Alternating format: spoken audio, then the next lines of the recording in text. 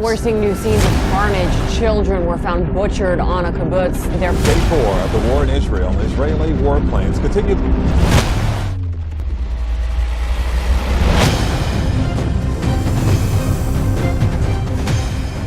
Ang labanan sa pagitan ng Israel at ng Hamas lumuwas na sa ibang lupain. Hindi lang sa Gaza Strip nagkakaroon ng bombahan. Meron na rin sa bandang ibaba ng Lebanon dahil sa pinaputukan ng Hezbollah ang Israel. At gumanti naman ang mga Israeli at pinasabog ang ilang pinaghihinalaang gusaling pangmilitar. Subalit magugulat ka sa malalaman mo na isa pa sa gustong bumura sa Israel sa mapa ay ang bansang Iran. Mayroong mga naniniwala at marami din namang naghihinala. Ang tanong, totoo ba?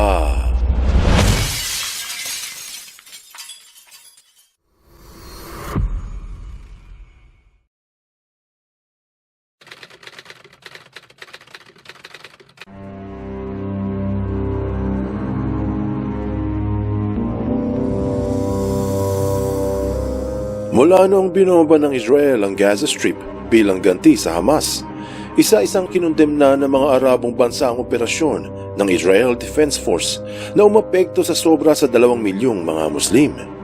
Hantarang sinuportahan ng bansang Iran ang ginawa ng Hamas, pero kaila sa marami na ang banta ng mga Iranians laban sa mga Israeli ay hindi na bago. Ito ay minungkahi din ng mga naunang pinuno katulad ng dating presidente na si Mahmoud Ahmadinejad. Ang galit ng Iran sa Israel ay matagal nang kinikimkim. Upang maunawaan ang ugnayan ng dalawa, kailangan bumalik muna noong mga taong 1960s kung saan ang namumuno sa bansa ay si Mohammad Reza Shah, ang huling miyembro ng dinastiyang Pahlavi ng Iran. Umupo ito sa pwesto mga taong 1941 sa kainitan ng ikalawang digmaang pandaigdig kapalit ng kanyang ama na si Reza Shah. Magulo sa Iran noon dahil maraming partido ang gusto makakuha sa pamunuan.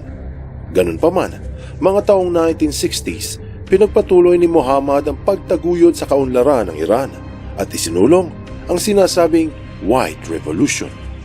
Ito ang pagmoderno sa bansang Iran upang isabay sa pagunlad ng mga taga-kanluran.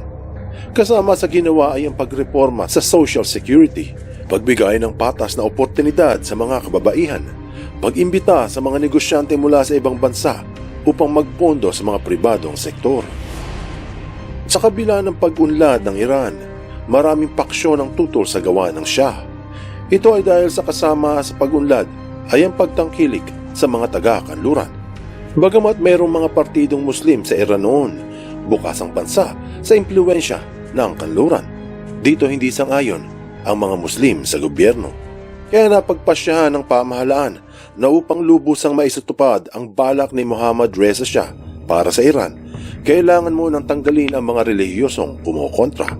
At isa sa mga pinalikas sa bansa ay ang Islamic leader na si Ayatollah Khomeini, isang mabokang kalaban ng administrasyon.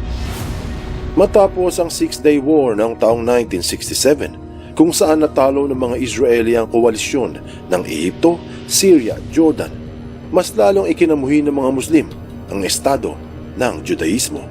Malaking balita ito noon. Maraming bansa ang humanga na tinalo ng maliit na militar ang 3 bansa sa loob lamang ng 6 na araw. Dahil dito, mas nanggigil ang mga Arabo. Ganun pa man, naging kilala ang Israel sa larangan ng militar. Tamang-tama ito sa mga reforma na isinasagawa ng Iran sa kanilang hukbo. Sino pa nga naman ang makatutulong pagdating sa lakas militar? Siyempre, yung nanalo sa Six-Day War. Dito nagsimula ang ugnayan ng Iran at ng Israel. Nagsosyo ang dalawa sa pag-unlad ng ekonomiya. Maraming Israeli ang namuhunan sa Iran. Ayon sa Jewish Learning, mga 80,000 mga Israeli ang tumahan sa Iran noon. Mga negosyante, mga politiko at mga sundalo. Tinuring ng Iran na matalik na kaibigan ang mga Israeli na ikinapot ng maraming Muslim. Bakit nga naman kumakampi ang Iran sa Israel na kalaban ng mga Arabo? Isa pa, insulto ito sa kanilang reliyon. Bukod doon, alam ng mga Muslim na kung may mga Israeli, may mga Amerikano. Kaya kung may galit yung ibang Muslim kay Reza Shah, mas marami ng galit ngayon sa pinuno. Kaya yung ibang Muslim ay unti-unting bumaliktad at mas kumiling sa oposisyon. Pero hindi lang relihiyon ang pinag-uusapan.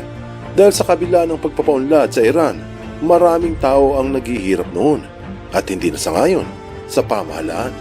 Sa harap ng matibay na samahan ng Israel at ng Iran, mayroong namumuong matinding peligro.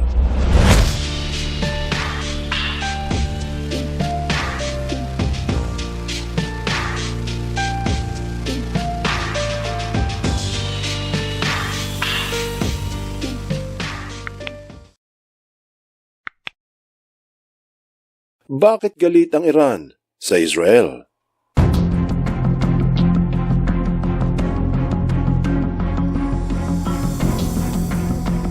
Bukod sa ugnayan ng Iran at Israel, nagkaroon din ito ng kasunduan kasama ang Amerika. Taong 1967, itinatag ang Tehran Nuclear Research Center. Sa tulong ng Estados Unidos, nagsimulang gumamit ang bansang Iran ng nuclear power. Mantsakin mo, ano kaya ang nasa isip ng mga may galit sa Iran na sa tulong ng mga taga-kanluran ay nagkaroon ng kakayang gumawa ng sandata nuklear? Dahil sa ugnayang ito, mas lalong naglagablab ang puot ng mga Arabong bansa, lalo na ang oposisyon ni Ayatollah Khomeini na naninirahan noon sa bansang Turkey. Taong 1979 naganap ang Iran Revolution, kung saan napatalsik si Mohammad Reza Shah at ang umupo sa pwesto ay ang nagbalik na si Khomeini. Kinilala itong supreme leader ng Iran at nabuhay ang Islamic Republic of Iran. Ang lahat ng inumpisahan ng mga Shah ay kinambyo pabalik. Kasama sa nabiyak ay ang mga ugnayang Israel at USA. Medyo nakahinga ang mga Arabong bansa noong nawala si Reza Shah at nahawakan ng mga Muslim ang pamunuan ng Iran. Ang Islamic Republic ay sinuportahan ng maraming bansa mula sa gitnang silangan. Tuluyan ang naglaho ang White Revolution, pati ang impluwensya ng Israel at ng mga taga-kanluran. Paglipas pa ng maraming taon, mas lumakas ang paghawak ng Islam sa Iran at unti-unting nagsialisan ang maraming Israeli sa bansa. Tuluyan ang naudlot ang mga reforma para sa kaunlaran at nagbalik ito sa tradisyonal na batas Islam. Kung sasagutin ang tanong bakit galit ang Iran sa Israel, ay dahil sa muling nagbalik ang masamang alaala ng Arab War at ng Six-Day War. Kaya pagbalik ni Ayatollah, nalalasap ng mga Muslim ang paghihiganti laban sa Israel. Na balang araw ay makakabawi din sila. Bukod dyan, ang Al-Aqsa Mosque at Dome of the Rock, dalawa sa pinakasagradong lugar para sa Islam, ay madalas pinagmumulan ng gulo. Mga patong-patong na pangyayari na sobrang ikinagagalit ng Iran simula nang naitatag ang Estado ng Israel taong 1948. Sa pamumuno ni Mahmoud Ahmadinejad, lubusan ng naging magkaaway ang dating magkaibigan. Sino man ang kalaban ng Israel ay kakampi ng Iran at sino man ang kakampi ay tinuturing na kalaban, kasama doon ang Amerika. Naniniwala ang Iran na ang Israel ay ang kamay ng Estados Unidos sa gitnang silangan upang ikalat ang adhikain at kapangyarihan nito. Tinalikuran na rin ng Israel ang dati nitong kasangga at tinuring na peligro sa Estado. Mga kalagitnaan ng taong 2006, isang anunsyo ang ipinahayag sa Iranian News Channel ng noong presidente at sinabi na ang Israel ay ang bandila ni Satanas at ang alam lang nitong gawin ay ang utos ng kriminal na Amerika at Inglaterra. At isa lamang ang isinisigaw ng lahat, ito ay ang kamatayan para sa Israel. Ang kinikimkim na galit ng pamahalaan sa Iran ay lumabas na sa lokal na estasyon, banta na hindi binaliwala ng mga Israeli. Kaya mula noon, nagkaroon ng paghahanda sa worst case scenario na nuclear warfare. Dahil alam ng Israel na ginagamit ng pamahalaan ni Khomeini ang Tehran Nuclear Research Center at baka nga naman gamitin ito laban sa Estado. Sa loob ng maraming taon, sinuportahan ng Iran ang mga grupo na ang layunin ay wasakin ng Israel, katulad ng grupong Hamas, Hezbollah at Islamic Jihad. Hanggang ngayon, masasaksihan ng alitang Israel-Iran sa labanan sa Gaza Strip.